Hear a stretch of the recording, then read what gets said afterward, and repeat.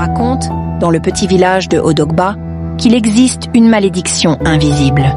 Pas de hurlements dans la nuit, pas de foudre qui frappe les toits. Non, ici, la mort arrive en silence. D'abord, les poules cessent de pondre. Puis, l'eau du puits prend une odeur de fer. Et, en moins de 7 jours, le maître de maison rend son dernier souffle, sans qu'aucun médecin ne puisse expliquer pourquoi. Les anciens disent que c'est l'œuvre de pierres noires, enterrées derrière certaines maisons. Mais personne n'a jamais surpris la main qui les place là. Cette main, c'est celle de Shizome, une jeune femme de 25 ans. Aux yeux du village, elle est douce, discrète, presque fragile. Elle aide au chant, salue toujours les anciens avec respect. Mais derrière ce sourire, il y a un cœur rempli de rancune. Depuis l'adolescence, Shizome garde un secret que sa défunte grand-mère lui a transmis. Les pierres que l'on enterre derrière une maison portent le poids de la colère. Choisis-les bien, parle-leur avec ton sang, et elles feront le reste. Shizome n'utilise jamais ce savoir, sauf quand quelqu'un pousse trop loin ses limites. Et ce soir-là, quelqu'un va le regretter. La première victime s'appelait Mama Nkechi.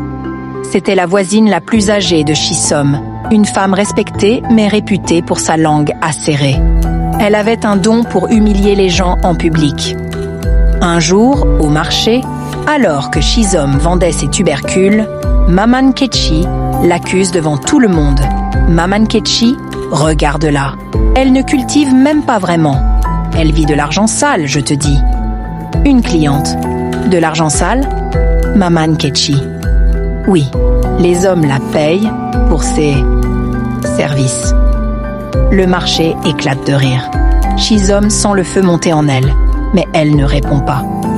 Elle rentre chez elle, le visage calme, mais les yeux brûlants d'un feu que personne ne voit.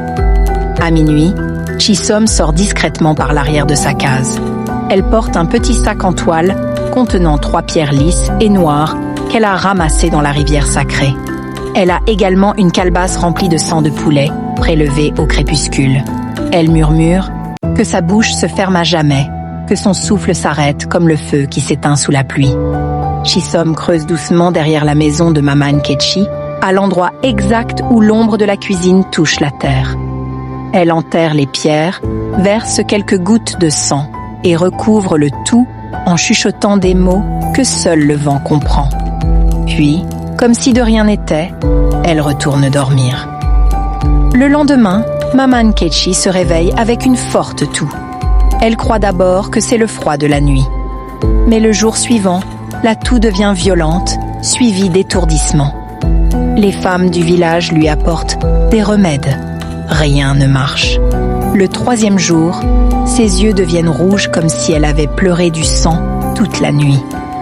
Les enfants commencent à éviter sa cour. Et, la nuit suivante, un cri effroyable déchire le silence du village. « Aidez-moi, je brûle de l'intérieur !» Quand les voisins accourent, Mama Nkechi est au sol, tremblante, incapable de parler. Ses lèvres bougent, mais aucun son ne sort. Elle expire son dernier souffle au lever du jour. La mort de Mama Nkechi choque tout le monde. Aucune blessure, aucun signe de poison. Les anciens du village murmurent « C'est une malédiction, quelqu'un lui a jeté un sort ».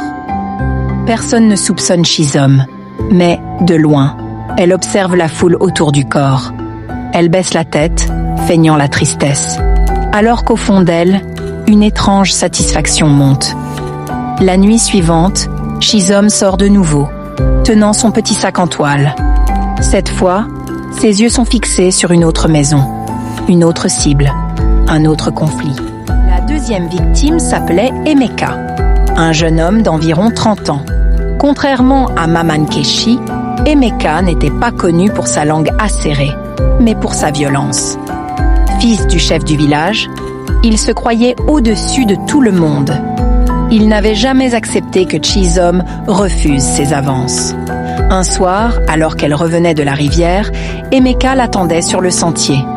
Il lui barra la route et lança « Toi, la fille qui joue les saintes, tu penses être trop bien pour moi? Shisom répondit, laisse-moi passer, Emeka. Emeka, saisissant son bras, répliqua, tu finiras par venir à moi, que tu le veuilles ou non. Shisom réussit à se dégager et continua son chemin. Mais ce jour-là, elle prit sa décision. Emeka allait payer. Cette fois, Shisom voulait que la mort d'Emeka soit lente et déconcertante pour frapper l'esprit de tout le village.